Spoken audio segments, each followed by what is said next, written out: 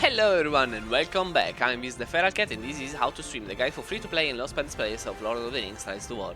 In this new episode of How to Swim we will talk about how to make a balanced formation. And of course I made a PowerPoint for you. Now, the first information we have to keep in our mind is that we cannot just take 4 random commanders and put them together just because they look strong or because we have them a high respect level and we don't want to waste the respect we gave them. No, because in this game we have essentially 3 roles to fill: the tank, the damager and the support. The tank is the defender. His role is to prevent the other commanders basically to die. The damager is the commander deputy to deal damage. And they are basically the commanders that possess at least 2 or optimal 3 damaging skills, meaning direct damaging skills or passive damaging skills. Both are good. The important is that they deal damage. They are divided into 2 categories: focus and physical damager. The difference is simply the statistic they rely on to deal damage. Focus damager rely on focus, and physical damagers rely on a statistic called attack. The support category is the category that includes the commanders with the most unique skill set. They possess all the skills that can actually change the tide of a fight, because they can heal, for example. They can boost damage, they can reduce damage, they can inflict madness or stuns. They are a very strategic asset and you really want a support in your team. But now let's talk about specifically every role specifically. Now, we said that the tank is the defender of our formation, but how do they actually do that? In 3 ways possible: taunting damage on themselves, so forcing the opponent commander to hyper-focus him, or granting illusion and damage reduction to other commanders, or both at the same time. To do that, they need a very high command skill, a very high unit defense stat. Remember that commander defense is not the same as unit defense, and a good tank rely on unit defense. Also remember, command is a statistic that is not shown here. Is here. It means that if you want to increase the command that is granted you by the gear, you have to refine that gear. And to refine a gear, you need the same gear. So to refine a Drum of Moira, you need another Drum of Moira. You can refine them with another purple accessory. No, and you will need another one to refine it 1 time, another one to refine it 2 times, 2 to refine it 3, 2 for 4, and 3 for 5. So meaning that you will need 9 plus yours, so in total 10 same exact gears. So you understand that having high command is very hard to get if you want to run just golden gears. Remember also that the only gears that can grant you command are weapons, helmets and accessories. The chest, there is no chest, the armor chest or armor plate, or call them whatever you like, that grants you command statistic. But why is command so important? Because command is a multiplier for statistic, like for defensive statistic by granting you a damage reduction for your formation, for attack statistic granting you damage boost for your formation, and healing boosting. If you click on the command word in your commander presentation, you will have the game explaining you all the math. So command is important. Why is command an important statistic? Because it's not just a boost that helps the tank. It helps every role. So it helps tanks, it helps damager, it helps support too. Everyone rely on a good amount of command. Now, damagers. Damagers are divided into two categories: focus damager and physical damager. So they rely on different statistics, and so they need very different gears. Focus damager rely on, as we said, command, of course, focus, damage, and in some cases speed or initiative, like the Nazgul. The physical damager rely on damage, command, attack, and in some cases initiative. Remember, things are not so easy, because as we said, command is granted you by weapons, helmets, and accessories, but damage is granted you only by accessories and army and weapons. So the only source of command you can have are the helmets. So you have to make decisions. Keep going. Remember about some statistics. Focus is not just an offensive statistic that is needed by the focus damager. Is also a defensive statistic, because it increases burn, poison, and focus damage, but also it reduces the incoming damage from focus, burn, and poison, because focus as a defensive statistic will do the same thing that defense will do for preventing or reducing physical damage.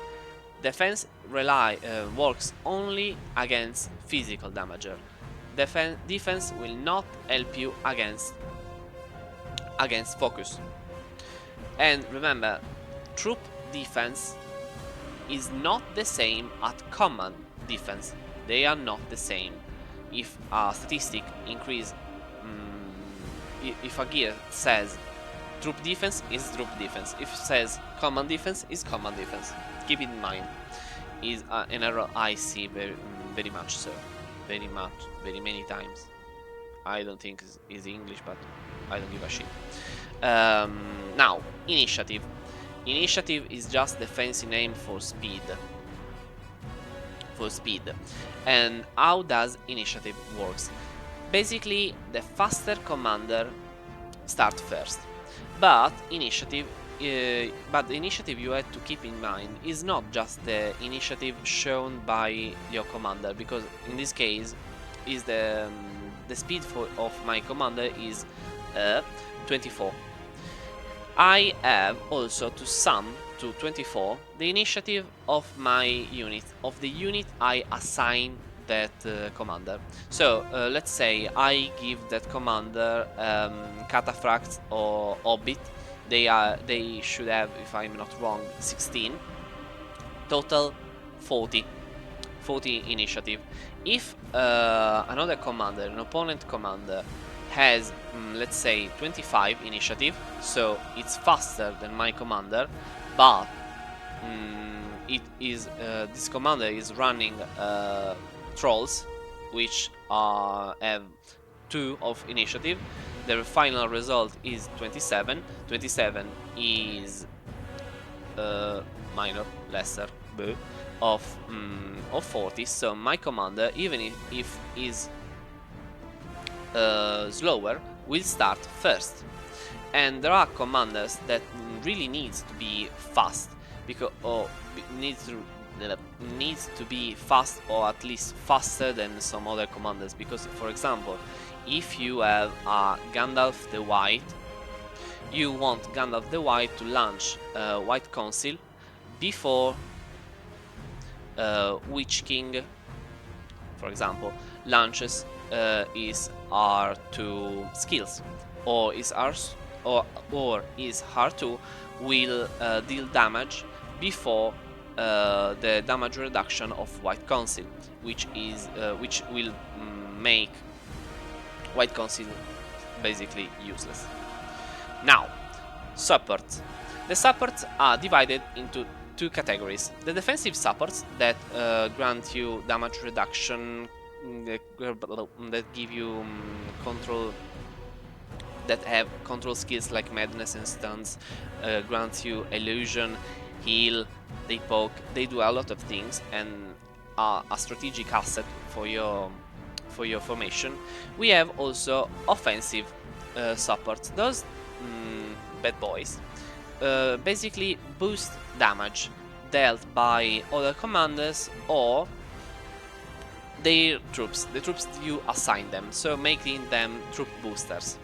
Troop boosters are basically another damager, so it's important that you keep it in your mind, because you can have you can keep consider them as a defensive booster, because if you already have, like, let's say, two damage dealer, and you put another troop booster, you will die very badly, because you will lacking of defense asset. Of course, troop damagers rely on a statistic called unit attack and command, because we already said why. Usually the defensive support use focus and commander and command. Now we have all the information we need to understand how to make a balanced formation. For sure, mandatory are one tank and one damager. Why? Because we said that if we don't have a tank, we will die, because our other commanders will be too exposed, and usually damagers are very fragile. We also need one damager, because if we don't have damage source, we are just standing there doing nothing. Another thing, having more than one tank, two tanks, is okay. It's not strictly forbidden as not having any tank at all, but if you have two tanks, basically you are sacrificing damage output, or the asset that a support will give you, like stuns or madness, or a damage reduction.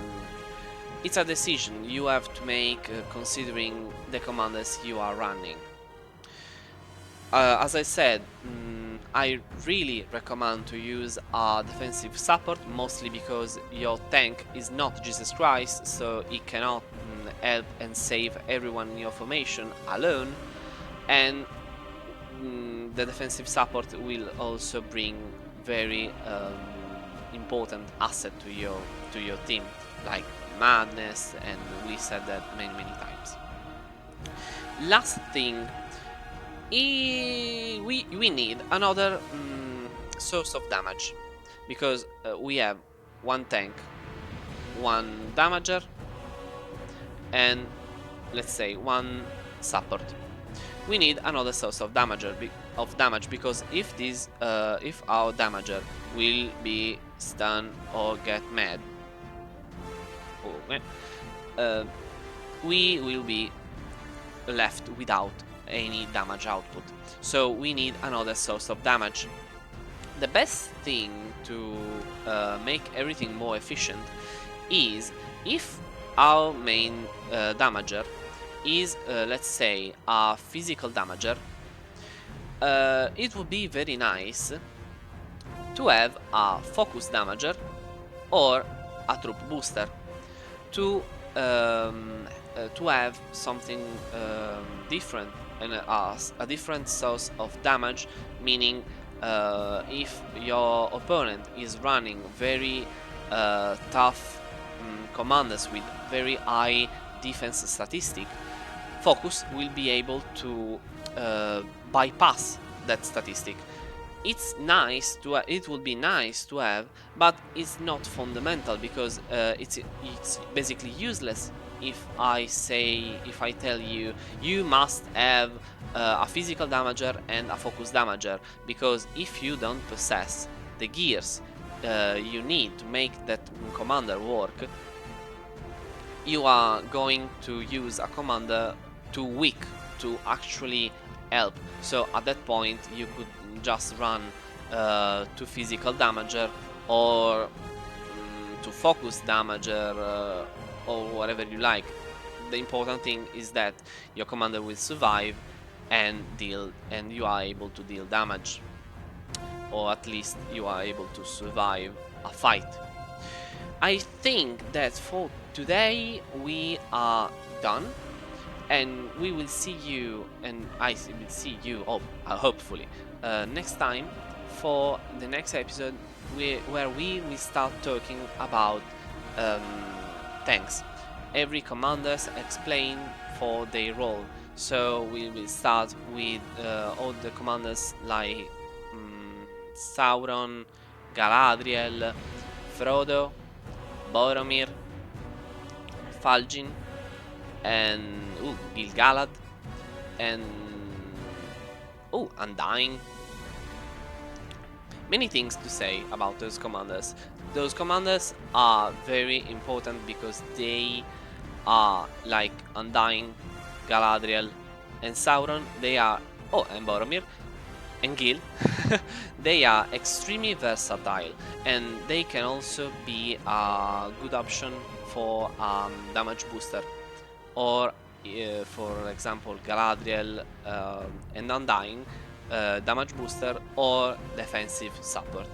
Those commanders are very important, and Undying, Boromir, and Frodo and Falgin are a very good call for free to play, because they are very cheap, they are versatile. Well, Frodo is not very versatile. Frodo is just a main tank. Falgin is something you can use, but I don't like Falgin very much, honestly, because he's fat and short. Anyway, I hope to see you soon. Bye bye.